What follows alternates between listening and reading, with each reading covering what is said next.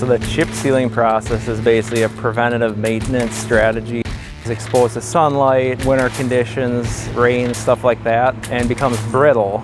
The chip seal basically recoats the surface of the street to try to keep that pavement flexible and protect it from the elements.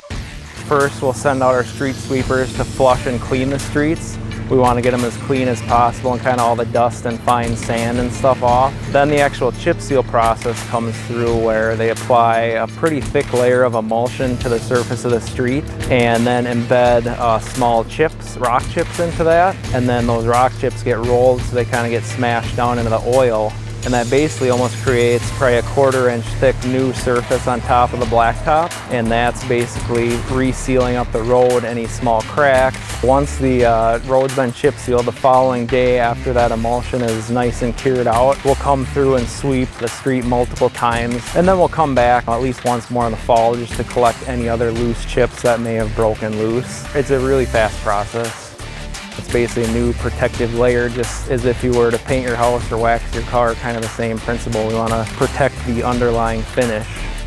Obviously, we can't have any cars parking on the street, which definitely creates inconvenience to residents, especially if you don't have off-street parking. We'll post the streets to sweep and flush them. In some cases, we'll pull down the signs if those streets are going to be done towards the end of the project. In other cases, we'll leave the signs up and extend that no parking period. Please do follow the signs. It just takes a lot of effort to try to locate residents, get the cars moved, or, in the unfortunate circumstance, they'd have to be ticketed and towed. Sincere thank you to residents. We know construction traffic causes a lot of disruption to people, and it's summer, everybody's outside. The small window of opportunity we get in Minnesota to be outside. We're prolonging the life of the streets, trying to make them last as long as possible, spending as few dollars as we can. So really appreciate everybody's cooperation.